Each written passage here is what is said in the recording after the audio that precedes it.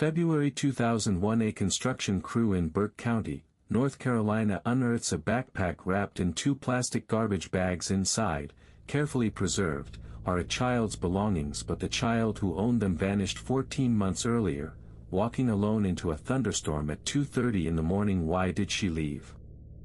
Where was she going?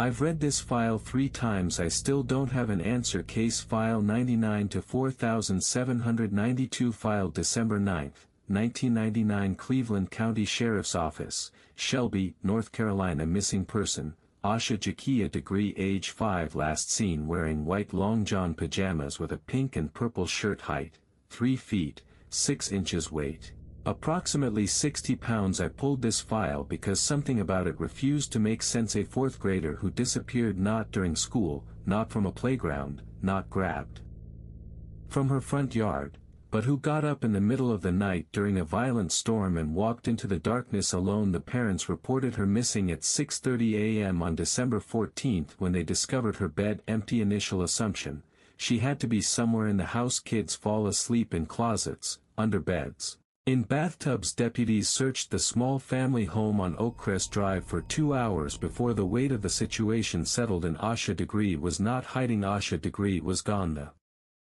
National Center for Missing and Exploited Children assigned case number NCMC 1094167. The FBI opened a parallel investigation within 72 hours, but I'm getting ahead of myself. To understand why this case has haunted investigators for over 2 decades, you need to see what they saw. You need to walk the same road. Highway 18, just south of Shelby, rural, 2 lanes, minimal lighting. On the night of December 13, this road was being hammered by thunderstorms. Temperatures hovered around 37 degrees.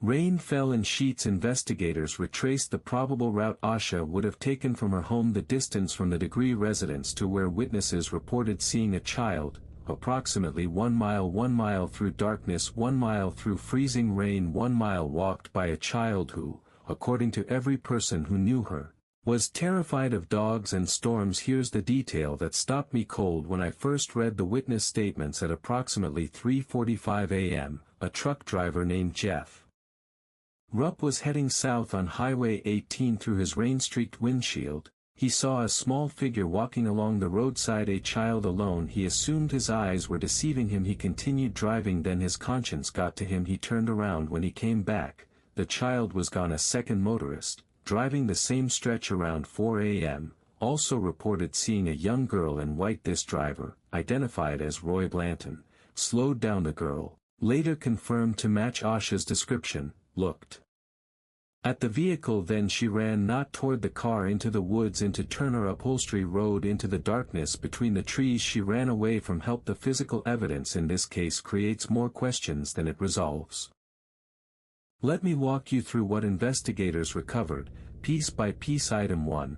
Candy wrappers found along the route Asha likely walked. Forensics could not definitively link them to her. Item 2. A hair bow located in a shed on the grounds of Turner Upholstery, approximately 100 yards from where the motorists lost sight of the child. The bow matched one owned by Asha. Deputies believed she may have taken shelter there, but there was one problem: the shed showed no signs of long-term occupation. No additional belongings, no evidence she stayed more than briefly, if at all. Item 3. Pencils and a marker found near the shed consistent with items from Asha's book bag. Her book bag, which, according to her parents, should have been at home. This is where the case stops making sense entirely. If Asha left voluntarily, if she was running away, why did she take her school backpack? Why did she leave during the worst possible weather conditions? Why did she run from the one person who might have saved her? And if she was taken, if someone lured her out, why was there no evidence of a second person? No footprints, no tire tracks, no witnesses who saw anyone other than a child walking alone. The evidence suggests she left on her own. The circumstances suggest something else. Item 4.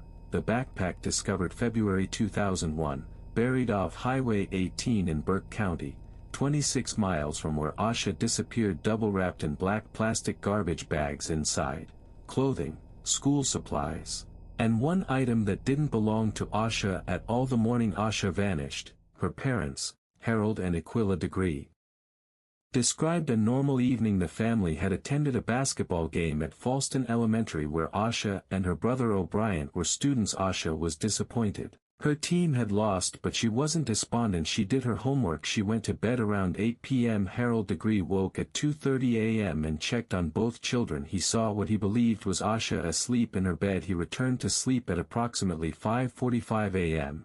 Aquila woke and discovered Asha's bed was empty but appeared to have been slept in. The sheets were disturbed. The indent of a body remained. O'Brien, Asha's older brother, gave investigators a detail that has never been explained. He reported hearing Asha's bed squeak sometime during the night, the sound of someone getting in or getting out. He did not hear the door open. He did not hear footsteps, just the squeak of bed springs. Neighbors reported nothing unusual, no vehicles, no voices, no strangers. But here's where the witness testimony becomes truly disturbing. Multiple classmates later told investigators that Asha had been talking about a secret. In the days before she disappeared, she allegedly showed at least one friend a photograph of a woman, a photograph no one in her family recognized. When investigators asked the children to describe the woman, the descriptions were too vague to generate a composite. The photograph has never been found. Asha never explained who the woman was or why she had her picture.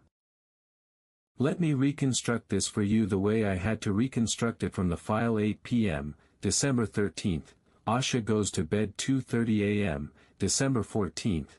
Harold Degree checks on the children. He sees a shape in Asha's bed sometime between 2:30 a.m. and 3:30 a.m. Asha leaves the house. She takes her book bag. She takes nothing else of significance. The door shows no signs of forced entry. No one hears her leave. 3:45 a.m. Jeff Rupp sees a child matching Asha's description walking south on Highway 18 in the rain. 4 a.m. Roy Blanton sees the same child when he slows his vehicle. She runs into the woods near Turner Upholstery. 4 a.m. onward, Asha Degree is never seen again. Here is the moment the timeline stops making sense. Between 2:30 a.m. when Harold saw her in bed and 3:45 a.m. when Rupp saw her on the highway, Asha traveled approximately 1 mile through a thunderstorm. That's a 15 to 20 minute walk for an adult. For a 5-year-old child, in darkness, in rain, it could have taken 30 minutes or more. That means she likely left her house between 3 o'clock and 3:15 a.m. But no one heard her. Her brother heard the bed creak, but not the door, not footsteps on the floor. It's as if she simply stopped existing inside that house and started existing on that road with no moment in between. The leading theory is grooming. Law enforcement believes someone, likely an adult, established contact with Asha in the weeks or months before her disappearance. This person may have convinced her to leave her home that night, promising something that felt safe to a child: an adventure, a meeting, a trip. This would explain the backpack. This would explain the secrecy. This would explain why she ran from the motorists. She may have been told to avoid strangers, to trust only one specific person. But here's why the theory remains unsatisfying. No suspect has ever been identified. No evidence of contact, letters, gifts, communications, has ever surfaced in over 2 decades. No one has come forward to say they saw an adult with Asha. No vehicle was ever placed at the scene. And then there's the backpack. When it was excavated in 2001, investigators found Asha's clothing, her school supplies, and a book called McElligott's Pool, by Dr. Seuss. The book was a library copy. It had been checked out from Falston Elementary, but Asha never checked it out. The book was not on her borrowing record. Someone else's name was in the system, but that child denied any connection to Asha. There was also a photograph in that bag, not the photograph Asha allegedly showed her classmates, a different one, a photograph of a woman no one recognized. In 2018, the FBI released this image to the public: a young woman, possibly a teenager, in an older photograph, likely from the 1980s or early 1990s. The resolution was poor. The woman's identity remains unknown. Why was that photograph in Asha's bag? Who gave it to her? What does it mean? 24 years later, no one knows. I've worked a lot of case files. I've seen evidence that points nowhere. I've seen gaps that will never close. But this case, this one stays with me differently. A 5-year-old child left her house in the middle of a freezing storm. She walked a mile in the dark. She ran from the people who tried to help her, and then she was gone somewhere out there. Someone knows what happened to Asha Degree somewhere. there is a person who watched her walk toward them that night somewhere. There is an answer buried as deep as that backpack. The FBI and Cleveland County Sheriff's Office maintain an active tip line. The reward for information leading to Asha's recovery stands at $45,000. Case status: unsolved. This case is still open, and the next file I'm reviewing, you'll want to be there when I open it. Subscribe now. The evidence never stays buried forever.